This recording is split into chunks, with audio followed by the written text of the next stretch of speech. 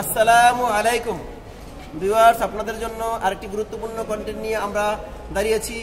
এখানে দেখতে পাচ্ছেন আমার সকল স্টুডেন্টরা আছে এবং আমি আপনাদের জন্য দাঁড়িয়েছি। আজকে যে কন্টেন্টটা নিয়ে আপনাদের জন্য দাঁড়িয়েছি সেই ধরনের কন্টেন্ট আমরা পূর্বে দিয়েছি, বাট আজকে একটু খুব সুন্দর করে আরও বড় পরিসরে আমরা এইটা কন্টেন্টটাকে দেখানোর জন্য মূলত দাঁড়িয়েছি। সেটা হলো আপনার যে ডিফারেন্সিয়াল গিয়ারবক্স আছে, সেই ডিফারেন্সিয়াল গিয়ারবক্স কীভাবে কাজ করে। একদম আমরা একটা খোলা ডিফারেন্সিয়াল রেখেছি, একদম খোলা। যদি এই কেজিংয়ের ভিতরে থাকে আমরা একটু সরাসরি দেখি, তাইলে পরে আপনাদের জন্য অসুবিধা হয়। এই জন্য আমরা একদম এই ডিফারেন্সিয়াল গিয়ারবক্সকে আলাদা করেছি। এটি হলো এই এক্সেল, লাইভ এক্সেল আছে, এই এক্সেলটাকেও ঠিক করছি। তারপরে যে ব্যাক প্লেট আছে ব্রেক সিস্টেমের এখানে আছে, অর্থাৎ শক্তিটা কীভাবে এই পর্যন্ত স্থানান্তরিত হবে এবং কোনটার কী নাম কীভাবে কাজ করে সেটা আমরা সরাসরি একটু দেখবো। সরাসরি এখানে আমরা দেখি সরাসরি। সেটা হলো যদি আমরা এই ধরনের নাম পূর্বে দিয়েছি তারও আরেকবার বলি। সেটা হলো যে এখানে একটু ধরি আমরা সরাসরি একটু লাইট ধরি আমরা একটু দেখো যে এই যে আছে এটার ভিতরে আমরা যদি একটু খেয়াল করি তাহলে দেখবো যে এইটার ভিতরে এইটা হলো ড্রাইভ পিনিয়ন। এটার সাথে পপুলার শেফটের এই মাথা লাগানো থাকে, যে পপুলার শেফটের মাথা এখানে লাগানো থাকবে। আমরা এটা পূর্বে দেখিয়েছি ড্রাইভ পিনিয়ন। তারপরে এটা হলো ক্রাউন হুইল, এই ক্রাউন হুইল আছে, ড্রাইভ পিনিয়ন আছে। তারপরে একটু ঘুরাই সামান্য, ঘুরে একটু রাখো 1 মিনিট। তারপরে এটা হলো এই সান গিয়ার, এটা হলো কোন গিয়ার? সান গিয়ার। এবং এটা হলো স্টার পিনিয়ন এবং এটা হলো বল।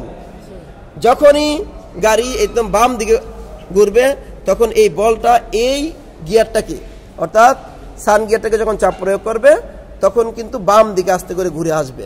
তারপরে এখান থেকে শক্তিটা যে স্থানান্তরিত হয় সেটাও আমরা দেখাবো। এই দুই পাশে বল বিয়ারিং আছে, যার কারণে এই এক্সেল দুটা ঘুরতে থাকে। এবং মাথায় রাখতে হবে, কেউ যদি আপনাকে প্রশ্ন করে যে ডিফারেন্সিয়াল গিয়ারবক্সের কাজ কী, ডিফারেন্সিয়াল গিয়ারবক্সের মূল কাজ হচ্ছে শক্তির পার্থক্য সৃষ্টি করা। অর্থাৎ মাথায় রাখতে হবে শক্তি কিন্তু ভাগ করে দেওয়া হয় না, শক্তির পার্থক্য সৃষ্টি করে। যদি শক্তির পার্থক্য সৃষ্টি করে তবেই একমাত্র এক চাকা কম ঘুরবে এবং এক চাকা বেশি ঘুরবে।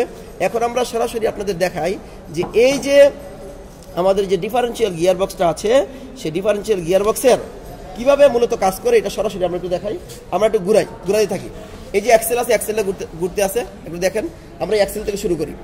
এখানে এক্সেল দেওয়া আছে, এটা ডান দিকের, এই বাম দিকেটা আমরা একটু দেখি। এটা বাম দিকে দেওয়া আছে।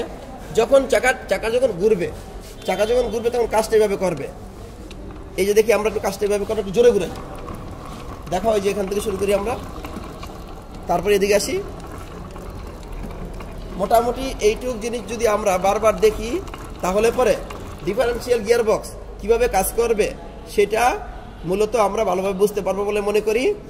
মাথায় রাখতে হবে একটি কথা, সেটা হলো ডিফারেন্সিয়াল গিয়ারবক্সের কথা কম কিন্তু কাজ কিন্তু অনেক বেশি। একটু আমরা খেয়াল করি যে এই যে এটাকে বলা হয় ক্রাউন হুইল। এই ক্রাউন হুইল কিন্তু এই যে সান গিয়ার এবং স্টার পিনিয়ন যেখানে লাগানো আছে তার কেজিং কিন্তু তার সাথে এই ক্রাউন হুইলের সাথে লাগানো আছে।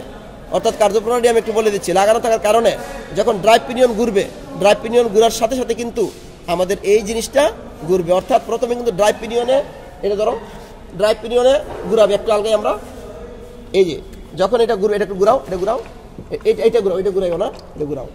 যখন এটা ঘুরাচ্ছি এই যে সহজে আর লাগবে না। যখন এই ক্রাউন হুইল যখন ঘুরবে তখন কিন্তু এই দুইটা গিয়ার, এই দুই ধরনের গিয়ার, সকল গিয়ার এবং বল সহ একসাথে ঘুরবে।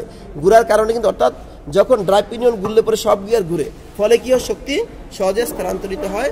এটা মোটামুটি আমরা বুঝতে পারলাম। অর্থাৎ আমার এই উক্ত ভিডিওটা যদি আপনারা দেখেন তাহলে পরে ডিফারেন্সিয়াল সম্পর্কে যত প্রশ্ন আছে সকল প্রশ্নের উত্তর আপনি পেয়ে যাবেন এবং কীভাবে কাজ করে সেটা আপনি জানতে পারবেন বলে মনে করি।